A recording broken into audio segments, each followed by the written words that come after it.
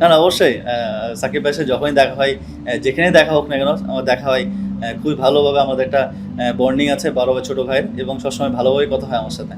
না আসলে তেমন কোনো মানে ওরকম কথা না যে ভাই কেমন আছেন, কি খবর, আপনি কোথায় আছেন, আবার কবে দেখবো আবার সবকিছুতে, সবকিছু কবে ঠিক হবে বা কেমন কী করে যাচ্ছে।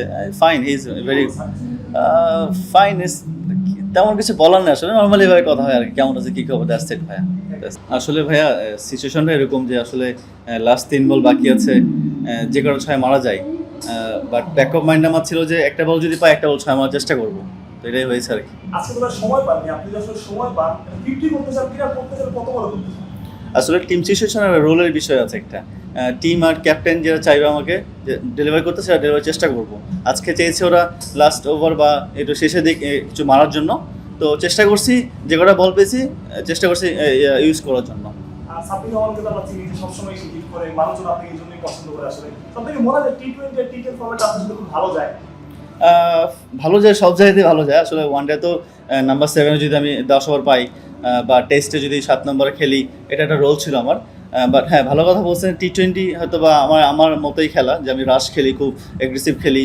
টি10 তার শর্ট ভার্সন একটা, তো আমার জন্য খুব ভালো হয়েছে। সামনে বিপিএল এবং এটা নিয়ে চেষ্টা করছি এখান থেকে কীভাবে কনফিডেন্স নেওয়া যায়। একটা 50 যদি করতে চান আসলে কত বলে করতে চান? ডিপেন্ড করে আসলে সিচুয়েশনের উপরে, চেষ্টা তো করবো ভাইয়া 10-12 বলে করার জন্য। বাট আল্লাহ তাআলা মালিক, উনি যা দেবেন তাই খুশি আমি। সাবির ভাই, ম্যাচ জেতাতে ব্যাট করে দলকে ম্যাচ জেতানোর অনুভূতিটা কি? আমরা আগের ম্যাচে দেখেছি যে আপনি ম্যাচ জিতিয়ে মাঠ ছেড়েছিলেন। অনুভূতি আসলে প্রকাশ করার মতো না।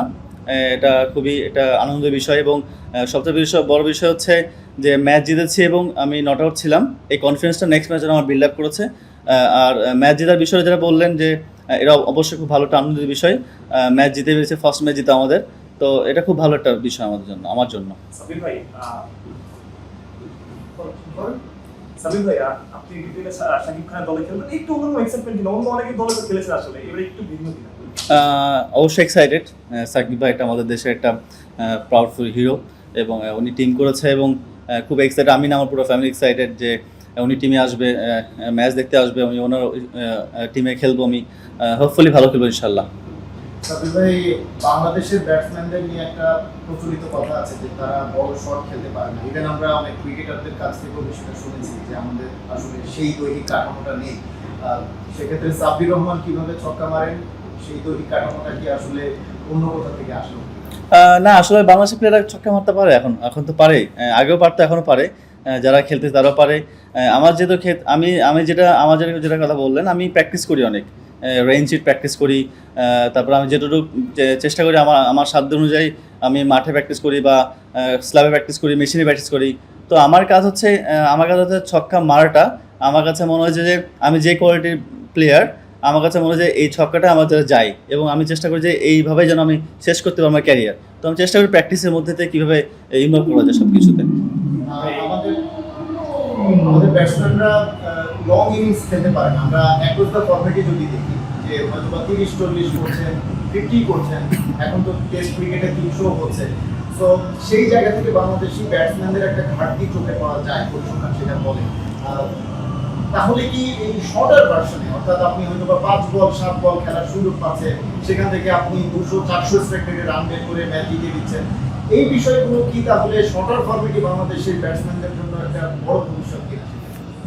আসলে তেমন কিছু না আসলে। সব কোয়ালিটির ব্যাটসম্যান এক না। হ্যাঁ, সবার মধ্যে একই ক্যাটাগরি থাকে না। আমি আজকে 3 বল সুযোগ পেয়েছি, তো আমার কাছে প্রতিদিন 3 বল সুযোগ পাবো না আমি। কোনোদিন পাবো 5 ওভার, কোনোদিন পাবো 6 ওভার, কোনোদিন 1 ওভার পাবো। তো আমার কাছে মনে হয় যে অ্যাজ এ প্লেয়ার ওই ওভারটাকে আমি কীভাবে ইউটিলাইজ করতে পারি, তো এটাই হচ্ছে আমার কাজ। টি-20 প্রিপারেশন নিচ্ছিলেন, এটা এখন কতটা কাজে দিচ্ছে?